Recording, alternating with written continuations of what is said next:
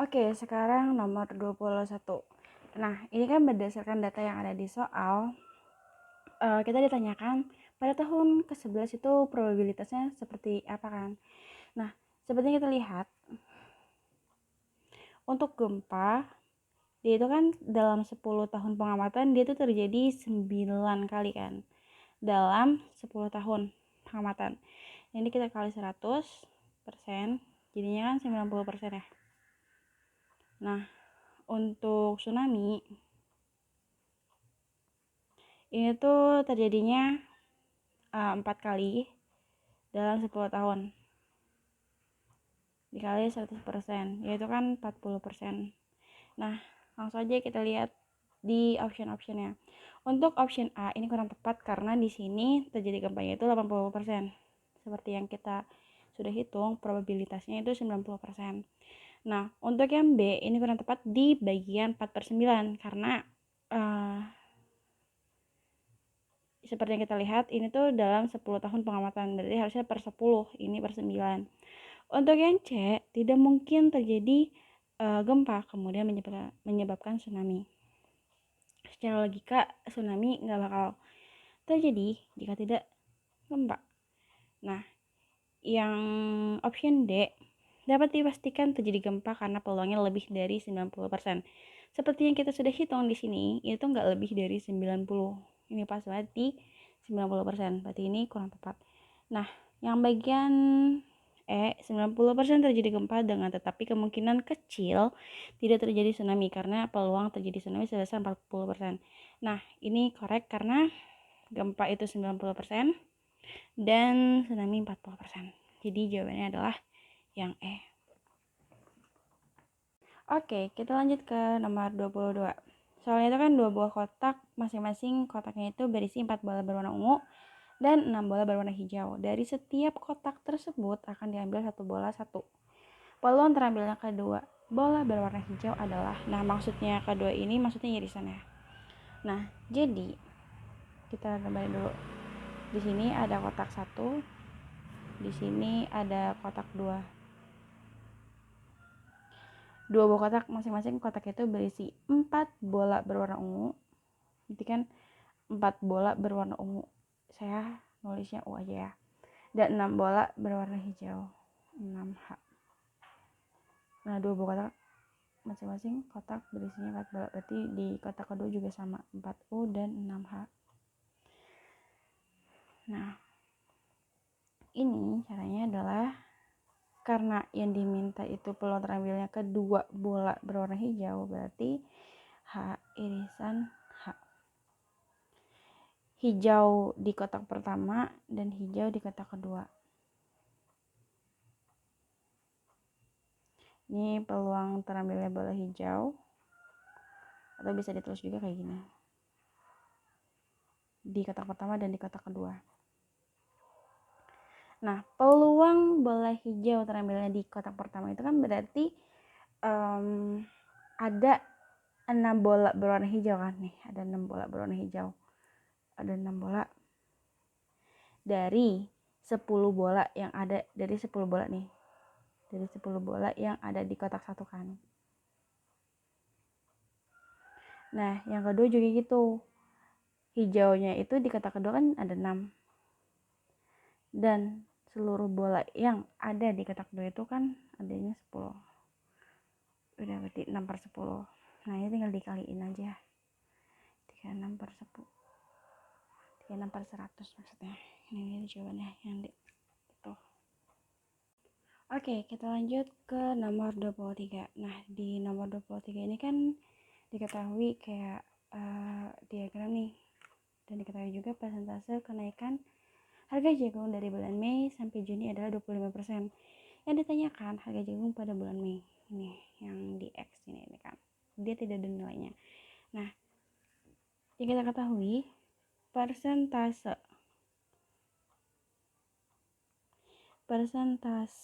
kenaikan harga jagung nih di Mei ke Juni itu kan 25%, ya kan. atau 25% itu kan 0,25 ya kan. Nah ini yang kita tanya ini tuh kan harga jagung pada bulan Mei. Jadi untuk mencari nilai harga jagung pada bulan Mei itu bisa kita menggunakan kayak ya kan si X ini nilai jagung di bulan Mei ada kenaikan 25%. Nah harga jagung di bulan Juni itu kan 6.300 kan. Nah ini kita kalikan dengan ganti jadi 0,25.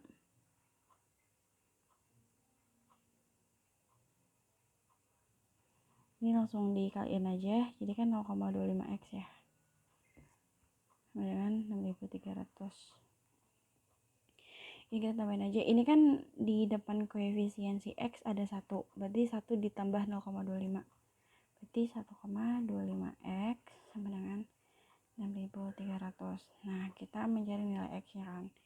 Berarti x sama dengan 6.300 dibagi 0,25 yaitu 5.040. Jawabannya adalah D. Oke, kita lanjut ke nomor 24. Untuk soal nomor 24 itu kan yang ditanyakan adalah pernyataan yang benar berdasarkan data di atas. Namun data di atas ini masih kayak belum lengkap kan, karena di sini masih ada n, maka kita harus cari nilai n-nya dulu. Nah, untuk mencari nilai n itu kita bisa menggunakan rumus min yang rata-rata sigma I dari 1 sampai dengan n Fi dikali Xi dibagi sigma 1 sampai n nilai Fi. Nah, berhubung kata-katanya udah diketahui yaitu 7,5, ya langsung aja kita tulis 7,5. Terus ini kan sigma. Sigma itu berarti kan jumlah dari perkalian dari Fi dikali Xi. Ini bisa kita lihat 5 dikali 1 nanti ditambah 6 kali 4 ditambah 7 kali 8 dan seterusnya. Langsung aja 5 kali 1 itu 5, 6 kali 4 itu 24 dan 7 kali 8 sama dengan 56. 8 kali n yaitu 8n ditambah 9 kali 3 itu 27 dan 10 kali 2 yaitu 20 per sigma Fi. Berarti ini semuanya dijumlahin. 1 ditambah 4 ditambah 8 tambah n tambah 3 ditambah 2. Ini kan hasilnya itu 5 tambah 24 tambah semuanya nih. Itu kan hasilnya 132 ya. Plus 8n. Kenapa dia dibedain? Karena si 8n ini dia kan ada variabelnya. Sedangkan yang lainnya itu tidak. Nah, berlaku juga untuk yang di bawahnya juga ya. Nah, untuk yang di bawahnya 1 tambah 4, 5 tambah 5 itu 10 tambah 8, 18 plus n. Nah, kalau udah kayak gini, ini tinggal dikali silang aja. Ini dikali 18 plus n dikali 7,5 dan 1 dikali 132 plus 8n. Nih, kayak gini. 18 plus n dikali 7,5 terus 1 dikali 132 plus 8n. Ini dikali ini dikali ini. 18 kali 7,5 itu kan 135. 135 tambah 7,5n. Ini kali ini n dikali 7,5 yaitu ini. Dengan ini kali ini 132 plus 8n. Nah, ini kan ada yang apa ya namanya? Enggak ada variabel, terus ini ada variabel. Ini enggak ada, ini ada. Yaudah, ini langsung kita kelompokkan aja. Yang enggak ada variabelnya ini ke sini, yang ada variabelnya ini ke kanan. Jadi 135 dikurang 132 terus 8n kurang 7,5n. Ini kan 3, ini 0,5n. Nah, ini langsung aja. Ini kan untuk menghilangkan si 0,5 nya itu harus dikaliin 1 per 0,5. Nah kalau di sini dikali, ini juga di row kiri juga harus dikali 0,5. Jadinya ini kan dicoret kan karena sama. Berarti jadi nanti 3/0,5 dengan N. Nah 3 dibagi 0,5 itu kan 6. Ini N ya enggak, berarti N udah diketahui nih, itu 6, itu 6 ya, ini 6. Nah frekuensinya kalau kita tambahin, ini kan 6, tadi kan berapa, 1 tambah 4, ini 18 tambah 6 itu 24, totalnya 24 ya. Nah kita lihat sekarang siswa yang mendapat nilai 8 sebanyak 5 orang. Option A itu berarti salah ya, kurang tepat karena harusnya 6, jadi ini salah, kurang tepat. Terus yang B, option B itu yang mendapat nilai 7 dan 8 adalah 15 orang. 7 dan 8. 8 tambah 6 itu bukan 15, berarti kurang tepat. Yang C itu banyak siswa yang nilainya di atas 6, nih ya. Berarti kita tambahin 7 yang mendapat nilai 7, 8 sampai 10. Nih, 8 tambah 2 kan 10. 6 tambah 3 9, berarti 10 tambah 9 itu 19. Bukan 17, berarti ini kurang tepat. Yang D, banyaknya siswa di atas nilai rata-rata ada 11 orang. Rata-ratanya 7,5. Berarti dari 8 sampai 10, 6 tambah 3 tambah 2 itu 11 orang. Nah ini benar nih, yang D benar. Yang E, banyak siswa di kelas 10 CJ1 adalah 25 orang. Ini salah karena yang benar adalah 24. Jadi jawabannya adalah option D. Oke, kita lanjut ke nomor 25. Yaitu soalnya kan di suatu RW ini terdiri dari 3 RT. Dimana RT 1 itu ada 10 orang, RT 2 ada 12, RT 3 ada 18. Nah, itu jika si RT 1 itu nyumbangnya 1 juta dan RT 2 itu 1.100.000 dan rata-rata sumbangan seluruh RW itu 940.000, maka rata-rata sumbangan RT 3 itu berapa? Berarti kan RT-nya itu kan si RT 3. Kita udah dapat rata-rata sumbangan seluruh si RW. Ya kan? Berarti bisa kita tulis kayak gini. Berarti kan 140.000 sama dengan, ini kan si rata-rata kan. Si RT 1 tuh tadi dia nyumbang 1 juta. Terus RT 2 dia nyumbang 1.100.000. Nah, RT 3 berapa nih? Nggak tahu kan? Kita terus X. Karena di RT ini cuma ada 3, di RW ini cuma ada 3 RT, berarti kita baginya 3. Nah, kalau udah kayak gini, ini kita kasih ulang lagi aja. Langsung 3 dikali 940 itu kan 2.820.000 ya. Teman-teman, ini ditambah ini tambah ini, berarti kan 2.100.000 plus X. Nah, ini kita pindahin ke sini, jadinya kan sisa 720. Nah, ini adalah si 720.000 ini adalah nilai sumbangannya si X.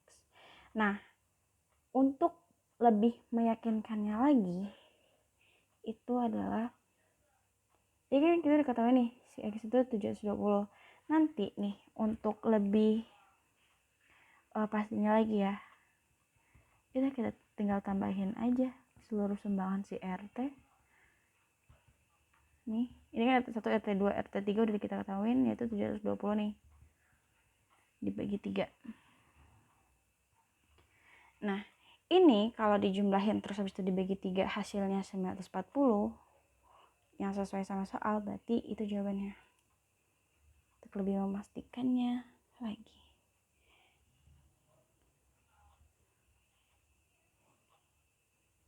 Nah, ini kan kalau ditambahin itu ya nilainya segini. Dibagi 3. Jadi nilainya adalah 940.000. Nah, sesuai ya sama si rata-rata yang ini nih. Berarti jawabannya udah pas benar, 720.000. Oke, kita lanjut ke nomor 26. Nomor 26 itu adalah yang ditanyakan modus dari data yang disajikan oleh histogram berikut. Ini kan histogramnya ya.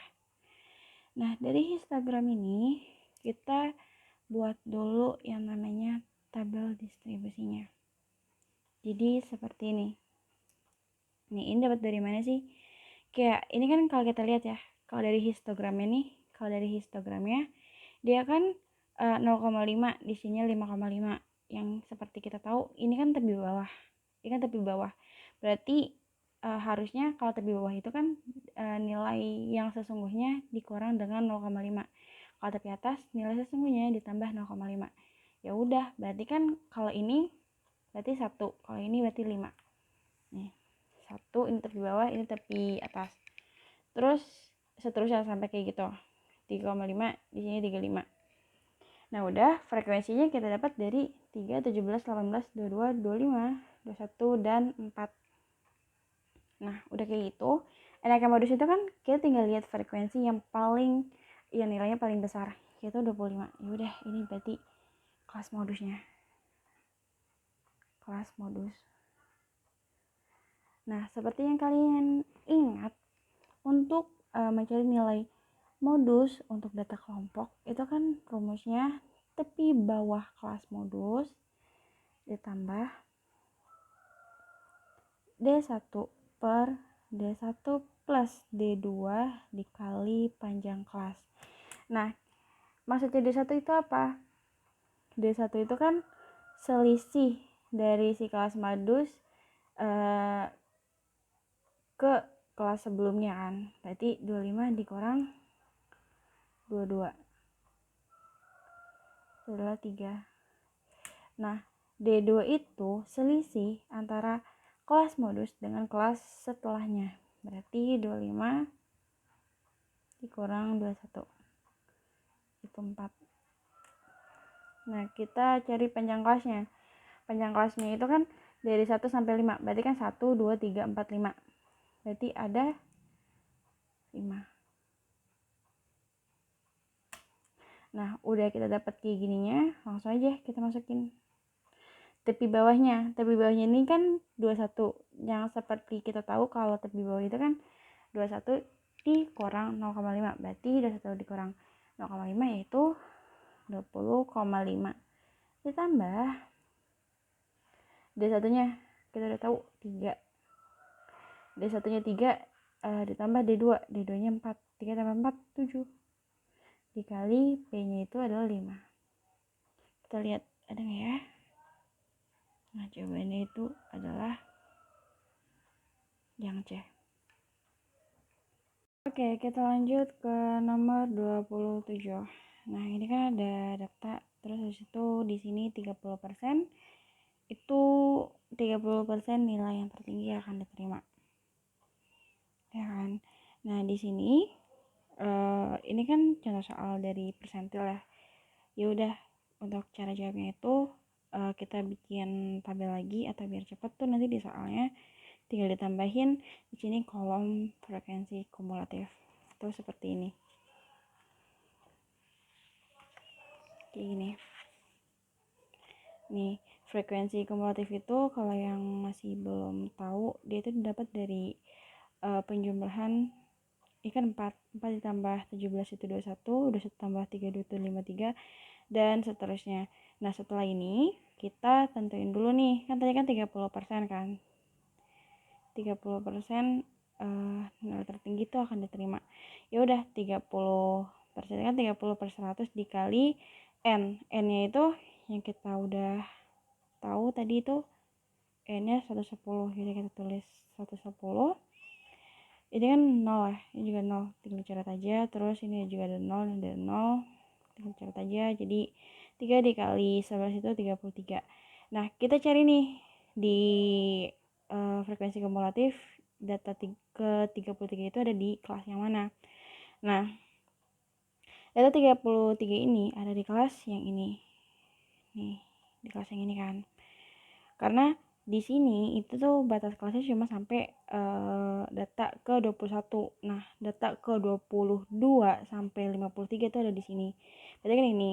Nah, rumus dari persentil itu kan ini kan.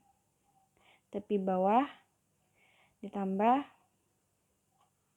30/100 dikali N diambil FKS itu frekuensi kumulatif sebelum kelas si persentil ini. Berarti kan yang ini kan 21 nih kita ketahuin. Terus FPI itu maksudnya frekuensi persentilnya di data ke I, karena kita lagi nyarinya 30 berarti FP 30 yaitu ini yang ini nih, yang frekuensi aslinya yaitu 32. Nah udah, sekarang kita nyari panjangnya. Panjangnya itu kan dari 40 ke 49 itu 10 ya, bukannya 9, karena kayak 40 itu juga dihitung 40, 41, 42, 43, 44, 45, 46, 47, 48, 49 itu kan ada 10. Jadi kita tulis 10 di sini. Nah TB-nya itu kan nilai dari yang ini nih dikurang 0,5. Ya udah 60 dikurang 0,5 yaitu 59,5 ini. Terus yang ini kan tadi sama aja kayak yang ini kan. Kita tulis di sini 33. Terus FKS-nya tadi udah nemu yaitu 21. Terus FPI-nya 32, panjang kelasnya 10. 33 dikurang 21 12. 12 per 32 dikali 10 itu 3,75. Ini tinggal ditambahin dengan tepi bawahnya yaitu 59,5, yaitu hasilnya 63,5. Nah setelah ini kita lihat nih ke option yang ada di soal. Yang pertama, peserta yang diterima harus memiliki skor minimal 75. Itu salah karena di sini minimal itu skor minimal itu 63,25. Ini salah. Yang kedua, peserta yang skor lebih dari 70 pasti diterima. Yap, karena kalau lebih dari ini ya pasti diterima, ya enggak? Terus yang option C, peserta yang memiliki skor lebih kecil 79,5 pasti tidak diterima. Ya enggak juga, karena kalau skornya itu 75, si pesertanya masih tetap diterima. Nah, untuk yang D, peserta yang memiliki skor lebih dari 74,6 pasti diterima. Iya, pasti diterima, tapi peserta yang memiliki nilai 74 misalkan ya, 74 itu juga pasti diterima karena minimalnya segini. Nah, option E, peserta yang diterima memiliki skor berkisar dari 69,5 sampai 99,5. Enggak juga karena minimal skornya itu 63,5. Maka yang paling tepat adalah yang option B. Oke, kita lanjut ke nomor 28. Soalnya itu kan simpangan baku data 5, 6, 8, 2, 4, 7, 3 adalah itu berapa? Oke, yang ditanyakan adalah simpangan baku. Nah, langkah pertama yang kita harus cari adalah rata-rata dari simpangan baku itu. Nah, rata-ratanya itu kan bisa kita cari dari ini semuanya ditambah dibagi banyaknya data. Berarti kan 5 tambah 6 tambah 8 tambah 2 tambah 4 tambah 7 tambah 3 dibagi, karena datanya ada 7 berarti dibagi 7. Ini kan sama dengan 35. 35 dibagi 7 itu sama dengan 5. Jadi ini rata-ratanya. Nah, selain rata-rata yang kita cari yaitu sigma dari 1 sampai dengan 5.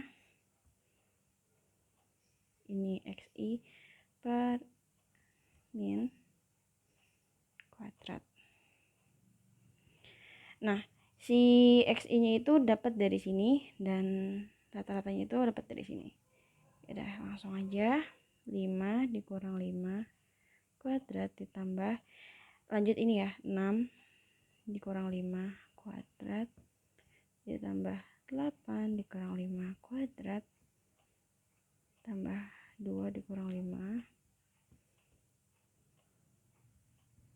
4 dikurang 5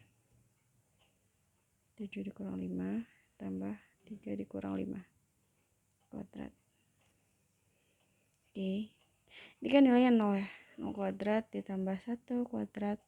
1 ini nilainya 3 kuadrat, yang ini min 3, ini 1 min 1 kuadrat, yang ini 2 tambah yang ini min 2. Berarti kan 0 tambah 1 tambah 9 tambah 9 tambah 1 tambah 4 tambah 4. Itu hasilnya adalah 28. Nah, dari sini kita langsung aja cari variansnya. Rumus varians itu kan 1 per n dikalikan dengan sigma dari 1 sampai n xi kurang rata-rata kuadrat. 1 per n nya itu kan ada 7 ya, 7 dikali dengan, tadi ini kita udah ketemu nih nilainya yaitu 28. Nah, 28 bagi 7 adalah 4. Ini kan baru variansinya. Nah, sekarang kita cari simpangan bakunya. Simpangan baku itu kan akar dari variansi. Variansinya tadi udah dapat 4. Akar dari 4 2. Ya udah, ini hasilnya simpangan bakunya itu adalah 2. Jawabannya adalah B.